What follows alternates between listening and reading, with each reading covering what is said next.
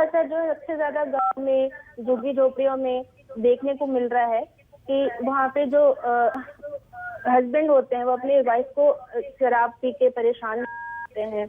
और जो मेन मुद्दा है, सरकार को ये करना चाहिए कि शराब का रेट कम करने की बजाय जो मेन मुद्दे हैं, पेट्रोल है, डीजल है, इनका रेट कम करना चाहिए जी। उसकी बजाय पेट्रोल ये शराब का रेट कम किया जा रहा है, तो ये सही नहीं है।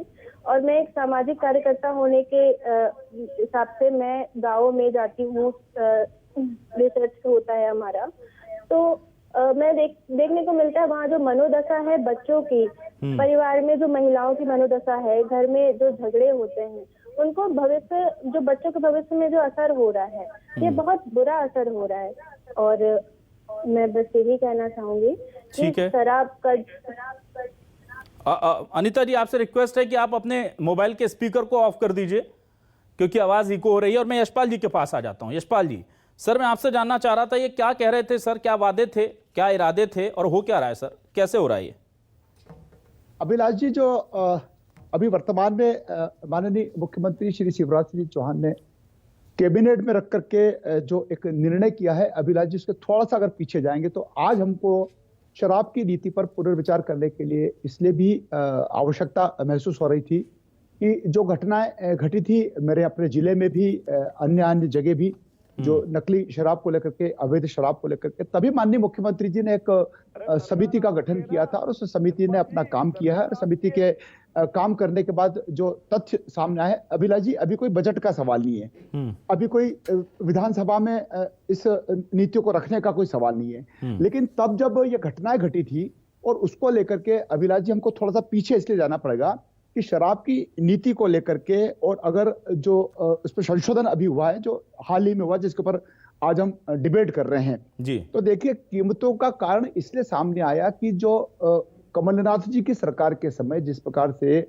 वो जो ठेकेदार थे उनको जिस प्रकार से फ्री हैंड छोड़ रखा था, मनमाने भाव लेते थे और शराब का कभी कहीं भी दुकानों पर वो रेट लिस्ट नहीं लगाते थे, नतीजतन भारी भरकम कीमत से जब शराब उपभोक्ताओं तक पहुंचती थी और उसकी पॉकेट अलाउ नहीं करती थी, तो मजबूरी में मध्यम परिवार का, सर आप लोगों का शराब प्रेमियों से प्यार देख करके मुझे बहुत अच्छा नहीं लग रहा सर। पेट्रोल पर भी तो कीमतों का बोझ जेब पर पड़ता है ना सर, और पेट्रोल खरीदने वाले तो गरीब लोग भी होते हैं बिल्कुल, और आपको शराबियों के, शराब पीने वालों के जेब की चिंता है उपभोक्ताओं की सर। अभिलाष जी, अभी पहले मेरा प्रश्न पूरा होने दीजिए, फिर आप जो सप्लीमेंट्री पूछना पूछिएगा ना, मैं इनकार थोड़ी करूंगा। जी बोलिए बोलिए सर।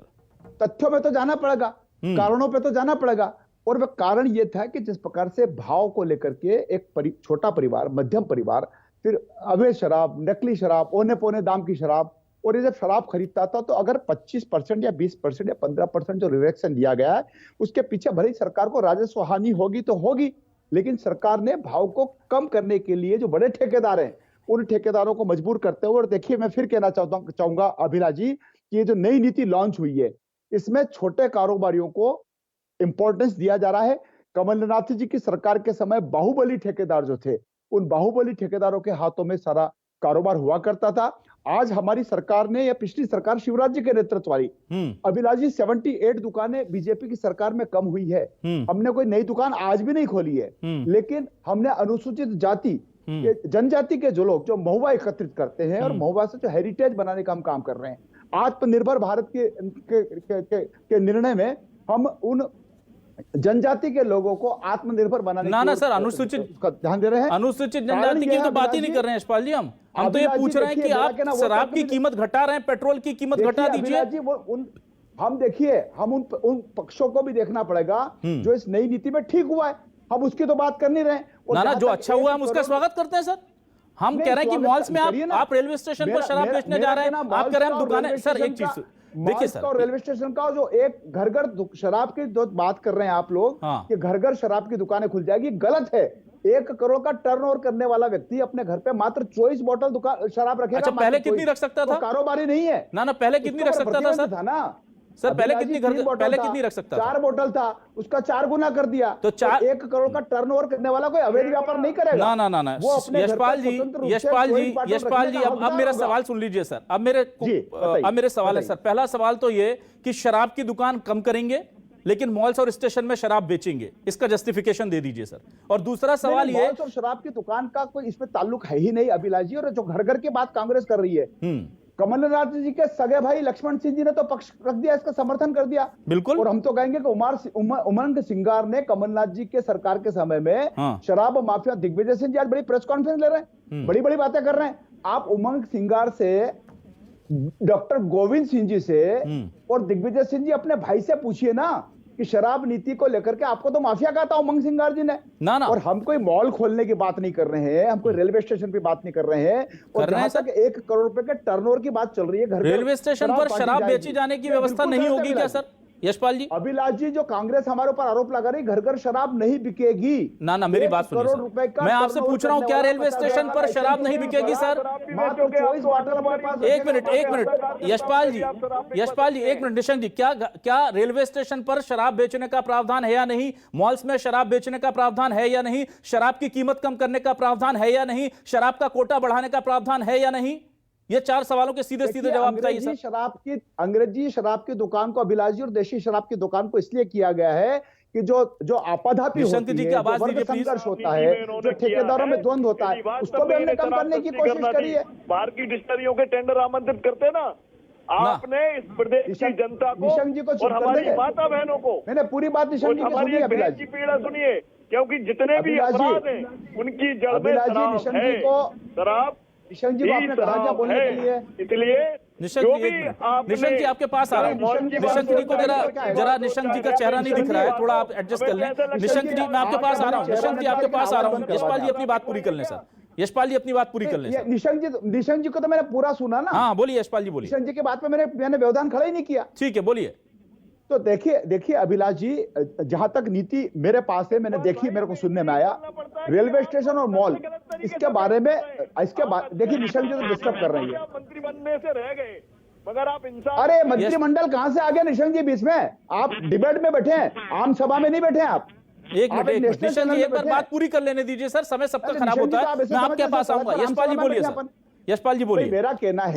मेरा कहना है अभिलाष जी कि भारतीय जनता पार्टी की सरकार ने उन परिस्थितियों में नई आबकारी नीति में तत्काल प्रभाव से जो संशोधन किया है, उसके पीछे हमारा हेतु ये है अवैध शराब रोकना, जहरीली शराब रोकना, देशी और अंग्रेजी शराब में जो द्वंद चलता है, जो धरपकड़, जो इनके आपस में आपाधापी चलती है। और कमलनाथ जी तो अभिलाष जी, ना कमलनाथ जी नहीं सर, आप अपना बता दीजिए सर। यशपाल जी बहुत लंबा वक्त हो गया, प्लीज। चलिए ठीक है, मैं पहले शिवराज जी के कुछ बयान सुना देता हूँ। ना किसी को कुछ कहने की जरूरत नहीं है सर, शिवराज जी के कुछ बयान सुन लेते हैं। 4 साल पहले शिवराज जी ने क्या कहा, 2 साल पहले क्या कहा, 1 साल पहले क्या कहा, शिवराज जी का ये बयान सुन लीजिए और उसके बाद जो हमारी नई शराब नीति है उसको देख लेते हैं। सुनाइए, हमारे दर्शकों को जरा शिवराज जी के बयान सुना देते हैं। हर साल दारू की दुकानें बंद करते जाएंगे और कम करते करते मध्य प्रदेश को संपूर्ण नशा मुक्ति की तरफ हम ले जाएंगे। ये संकल्प मेरा तो है, लेकिन ये संकल्प आपका भी चाहिए। बताओ दारू बंद होना चाहिए कि नहीं? इधर वाले बताओ बंद होना चाहिए कि नहीं? शराब की दुकानें ना बढ़े, धीरे धीरे उनको कम करने का अभियान हम शुरू करें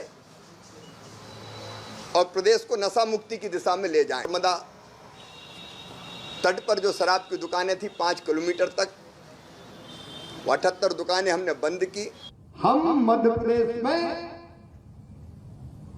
नशा मुक्त प्रदेश बने, इसके लिए प्रयास करना चाहते हैं। ये केवल दारूबंदी से नहीं होगा, पीने वाले रहेंगे तो दारू आती रहेगी, कहीं से भी इधर से और उधर से ले आते हैं।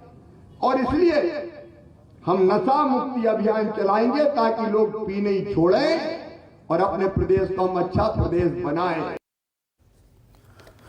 तो सुना हमारे दर्शकों ने। मैं आता हूं अनीता जी के पास। अनीता जी, आपको लगता है कि शिवराज जी तो कह रहे थे कि हम धीरे धीरे शराबबंदी की तरफ ले जा रहे हैं प्रदेश को, और अब हम देख रहे हैं कि धीरे धीरे आपको कहीं जाने की जरूरत नहीं, स्टेशन से खरीद लीजिए, मॉल से खरीद लीजिए, अगर पैसा ज्यादा है तो घर में ही 24-25 बोतल रख लीजिए। कैसे देखती हैं आप इसे? सर, मैं कहना चाहूंगी कि इस तरीके से शिवराज सिंह चौहान जी बोला, लेकिन अभी जो नई शराब नीति आई है तो ये तो उसके विपरीत दिखाई दे रही है कि जो शराब नीति आई है उसमें शराब के रेट कम कर दिए गए हैं। इसके बजाय आप गैस और भी जो पेट्रोल है इनके रेट चाहिए, ये मुझे तथाकथित नहीं लगती है। ठीक है, मैं आता हूं जितेंद्र जी, आपके पास गौवंश को लेकर के भी बहुत दावे हैं, हम सुना नहीं सकते, वक्त कम है, नहीं तो गौवंश के लिए तो ढेरों दावे हैं। सर आपको लगता है कि जो कहा जाता है उसका 5% भी कोई कर दे तो बहुत अच्छा हो जाएगा गौवंश के लिए भी?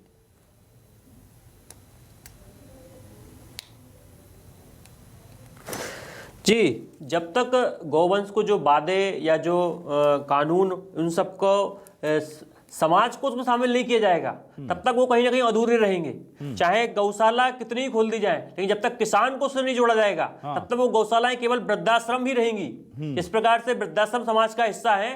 कोई भी माता पिता वृद्धाश्रम में क्यों, किस मजबूरी में जाते हैं, ऐसे ही मजबूरी में गौशाला का विषय आता है। तो इसलिए सरकार हो, कोई भी राजनीतिक दल हो, किसी भी सरकार हो, उसको इस ओर ध्यान देना होगा कि हमारा किसान उस गाय से जुड़े, उस जैविक खेती की ओर जुड़े, तभी वो गाय की रक्षा हो पाएगी। और गौशाला तो इसका कोई सोल्यूशन नहीं परमानेंट। निशंक जी आपके पास आता हूं। निशंक जी, मैं जानना चाहता हूं, मैंने 3 बयान भी सुना दिए, 4 साल पहले क्या कहते थे शिवराज जी, 2 साल पहले क्या कहते थे, 1 साल पहले क्या कह रहे थे। अब मुझे बताइए सर कि शराबबंदी की ओर हम कैसे बढ़ रहे हैं, मुझे समझाइए सर।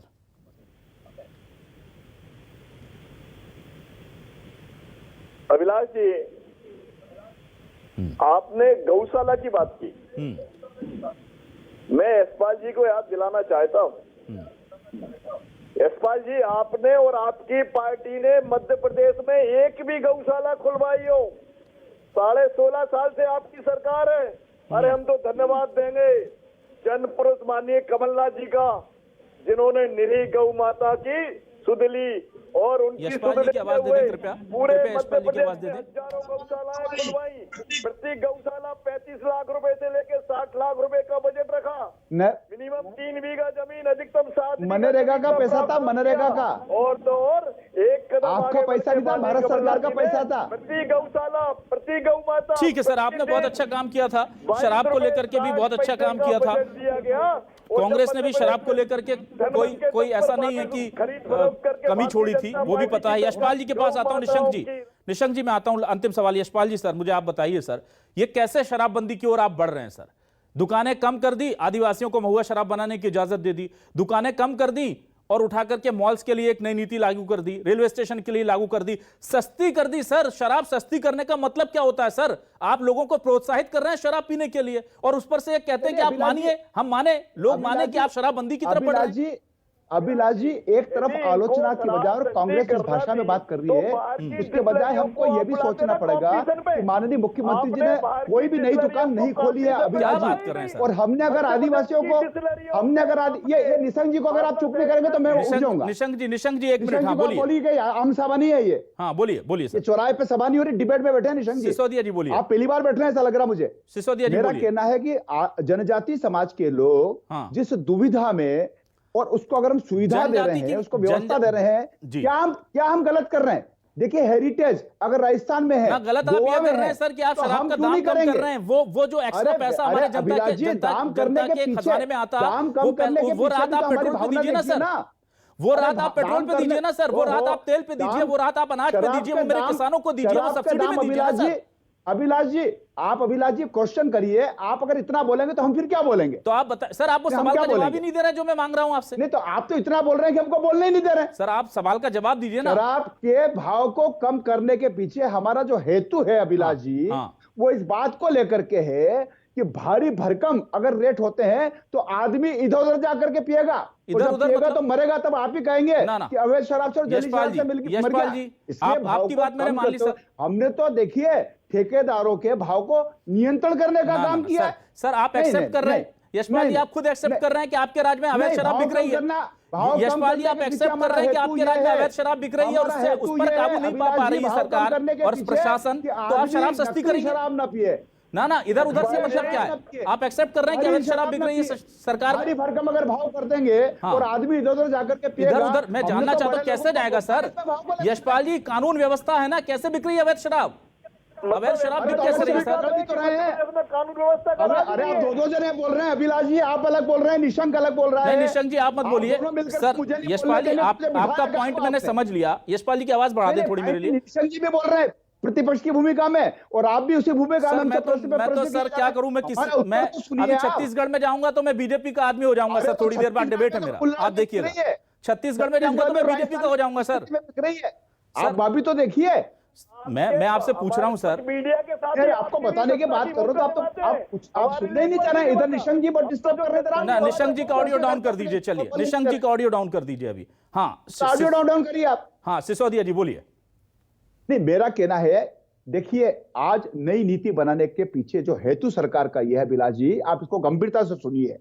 जो मौतें हुई है उसको लेकर के जो रिव्यू किया सरकार ने, उसी में रेट का भी मामला आया है, उसी में भी देशी और अंग्रेजी शराब को मिलाने का मामला आया है। जो कमेटी बनी थी उस कमेटी के रिपोर्ट पे बिलास जी ये सारी चीजें बन करके आई है। और जहां तक घर घर की बात कांग्रेस कर रही है कि फिर अफवाह फैलाने की बात कर रही है, आप ये झूठ बोलने का काम, रिपीटेशन मत कीजिए सर, वक्त खत्म हो गया। यशपाल जी ठीक है, यशपाल जी वो पॉइंट आपने रख दिया है सर। एक ही बात को बार बार मत बोलिए सर, एक ही बात को बार बार मत बोलिए सर। अब आप कह रहे हैं कि जो शराब के जो रेट कम किए गए वो आप कह रहे हैं कि इसलिए ताकि अवैध शराब ना बिके और लोग ना मरे। तो मेरा सवाल सिंपल इतना है सर कि अवैध शराब रोकने का काम भी तो इसी सरकार का है ना। आप अवैध शराब बिक रही है उसको रोकने की बजाय शराब के दाम कम कर रहे हैं सर, यहां गड़बड़ है सर। लेकिन आप समझ नहीं रहे हैं, या शायद मैं समझा नहीं पा रहा, मैं सवाल नहीं कर पा रहा हूं, या हो सकता है कि समझ करके आप समझ रहे हैं, मैं भी समझ रहा हूं और जनता भी सब समझ रही होगी। यशपाल जी बहुत शुक्रिया अदा करूंगा आपका, निशंक जी का भी मैं शुक्रिया अदा करूंगा, जितेंद्र सिंह चौहान जी का भी शुक्रिया अदा करूंगा, अनीता जी का भी बहुत बहुत शुक्रिया। इस डिबेट में शामिल होने के लिए तमाम लोगों का बहुत बहुत शुक्रिया। तो मध्य प्रदेश में शराब मुक्ति की तरफ, शराब बंदी की तरफ बढ़ता मध्य प्रदेश, अब कैसे धीरे धीरे देखिए स्टेशन मॉल्स पर शराब मिलेगी। पैसा ज्यादा है तो आप दूसरे लोगों से ज्यादा शराब घर में रख सकते हैं, घर बार चलता रहेगा, चिंता मत कीजिए। लेकिन हां, मध्य प्रदेश शराबबंदी की तरफ बढ़ रहा है। नमस्कार।